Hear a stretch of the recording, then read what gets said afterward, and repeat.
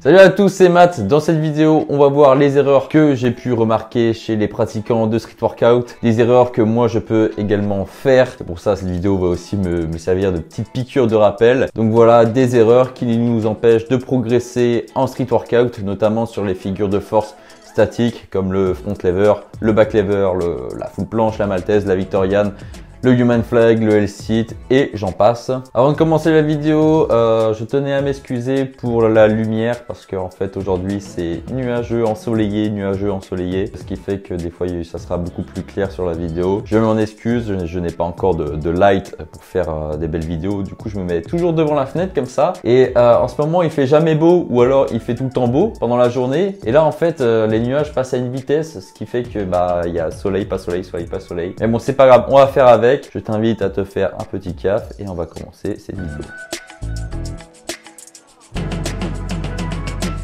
Alors comme vous savez, j'ai mis un sondage en ligne il y a quelques semaines maintenant sur l'entraînement du front lever. Vous avez été plus de 130 à répondre je crois. Donc je vous invite encore à répondre à ce sondage pour toutes les personnes qui n'ont pas encore répondu car ça m'aide beaucoup dans mes recherches. Et j'ai pu voir plusieurs erreurs que les pratiquants de street workout font et c'est pour ça que j'ai de la matière pour faire cette vidéo. Donc je me base sur vos réponses au sondage et aussi mon expérience. La première erreur, c'est de ne pas avoir de programme d'entraînement. Un programme d'entraînement pour moi c'est primordial pour progresser, mais c'est pas forcément quelque chose que je conseille quand on débute le street workout. Voilà, donc si tu débutes là maintenant ou si ça fait quelques semaines ou allez 2-3 mois que tu commences le street workout, pour moi je te conseille pas forcément d'avoir un programme d'entraînement parce que les premières semaines, les premiers mois de pratique souvent, voilà, on veut s'amuser, on veut découvrir ce sport-là, on veut tester plusieurs méthodes d'entraînement, voilà, on s'amuse, on n'est pas là dans une optique de performance forcément. Donc je conseille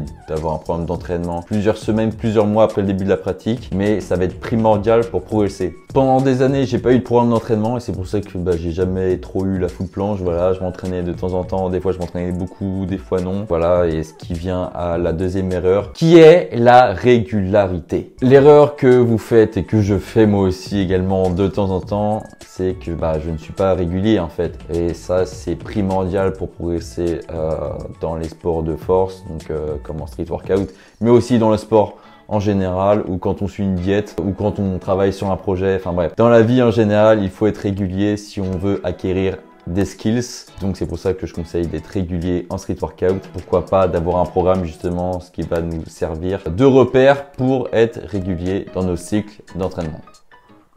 La troisième erreur, c'est de ne pas structurer ses entraînements. C'est de faire trop au feeling. Voilà, on en revient un petit peu au programme, sauf que là, voilà, c'est un petit peu différent. Il y a de nombreux athlètes de haut niveau, voilà, qui ont des très grosses perfs que même moi je connais, qui fonctionnent au feeling, qui n'ont pas de programme d'entraînement, qui ne sont pas forcément réguliers. Enfin, ils sont réguliers mais sans le savoir, et ils n'ont pas forcément de structure dans leur entraînement. Donc, ils font au feeling.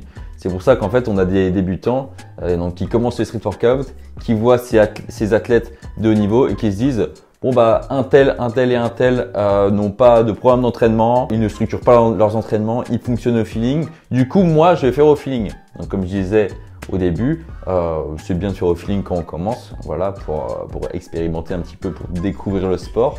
Mais ensuite, c'est intéressant d'avoir donc un programme d'entraînement. C'est pour ça, on en revient à ça en fait, à la première erreur. Pour moi, le feeling, ça peut être une bonne chose quand on connaît bien son corps, quand on sait ce qui marche sur nous pour bien progresser. Mais le problème avec les athlètes qui travaillent au feeling pendant leurs entraînements, c'est que certains en fait pensent travailler comme un athlète de haut niveau au feeling, alors qu'en fait le volume et l'intensité et même les exercices n'ont rien à voir avec l'athlète de haut niveau qui s'entraîne au feeling et qui progresse. Donc c'est pour ça qu'il faut faire attention à ça. Pour moi, avoir des entraînements qui sont pas forcément structurés, fonctionner au feeling, c'est des choses qui peuvent marcher au tout début et aussi plus tard quand on connaît bien son corps, quand on connaît bien les exercices qui marchent, quand on a nos méthodes quand même au feeling. Donc pour moi, il faut structurer ses entraînements.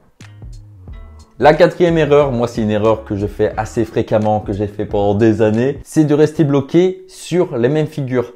Alors, par exemple, moi, je fais beaucoup de full planche et de front lever pull-ups, ce qui fait que je veux toujours perfectionner ces figures, je veux toujours tenir plus longtemps, faire plus de reps, que je reste bloqué là-dessus et je vais pas forcément expérimenter les autres figures, alors que c'est très bénéfique justement de travailler énormément de figures à côté pour être complet tout simplement, et ce qui permet aussi de faire une pause sur les figures qu'on travaille tout le temps, donc moi par exemple la full planche ou les front lever pull-up. Et j'ai expérimenté ça, et en août j'ai fait un cycle de 4 semaines d'entraînement où j'ai arrêté les front lever pull-ups et je me suis mis à une nouvelle figure qui est le wide touch front lever.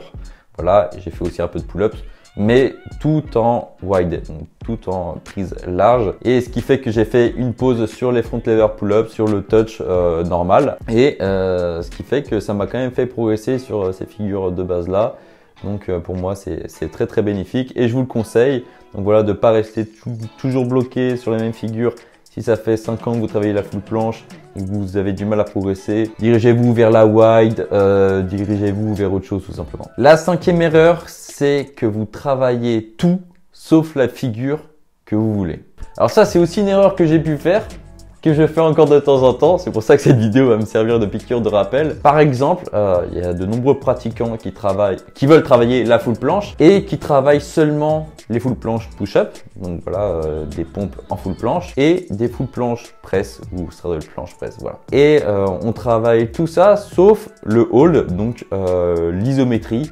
De manière générale en planche, ce qui fait que si on travaille les push-up et les press, on va se perfectionner en push-up et en press, un petit peu aussi en full planche, en isométrie, mais ça sera pas optimal. Donc moi je conseille voilà de vraiment faire de l'isométrie, pourquoi pas se délester ou de travailler avec la figure précédente comme la straddle planche si on veut travailler la full planche, et de tenir en isométrie, de faire du hold, ce qui va perfectionner votre full planche, quoi. Et pour finir, la 6e erreur, c'est que vous ne faites pas assez attention à vos articulations. Les articulations en street workout prennent énormément cher, comme dans d'autres sports.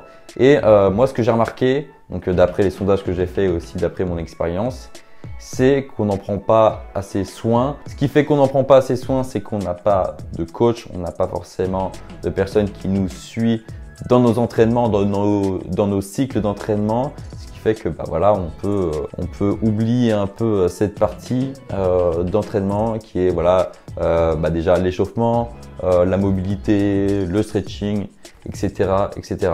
Donc voilà, c'était une petite vidéo pour vous parler un petit peu des erreurs qu'on a l'habitude de voir en street workout, que moi aussi j'ai fait. Voilà, c'est un peu une vidéo que j'ai fait au feeling, donc si vous voyez des erreurs dans cette vidéo, voilà, vous pouvez me les dire en commentaire. Mais voilà, c'est une vidéo qui n'était pas trop préparée, mais je voulais insister quand même sur les erreurs qu'on a l'habitude de faire en street workout. C'est une petite piqûre de rappel pour vous comme pour moi. Voilà, donc j'espère que vous avez bien aimé cette vidéo. N'hésitez pas à répondre au sondage que je mets en lien dans la description. Voilà, l'objectif de ce sondage qui est quand même bien complet. Je pense que ça va vous prendre plusieurs minutes, voire plus de 10 minutes à répondre à ce sondage. Et ça va me permettre d'avoir beaucoup de données pour faire une étude sur l'entraînement en street workout. Donc là, c'est spécifique au front lever, mais c'est semblable voilà, à du travail sur d'autres figures de force comme la full planche, la maltaise, le human flag, le V-sit, la victoriane, et j'en passe. On se rejoint lundi prochain pour une vidéo qui va en intéresser plus d'un. Sur ce, je vais finir mon caf tranquillement et je vous dis à la semaine prochaine. Ciao.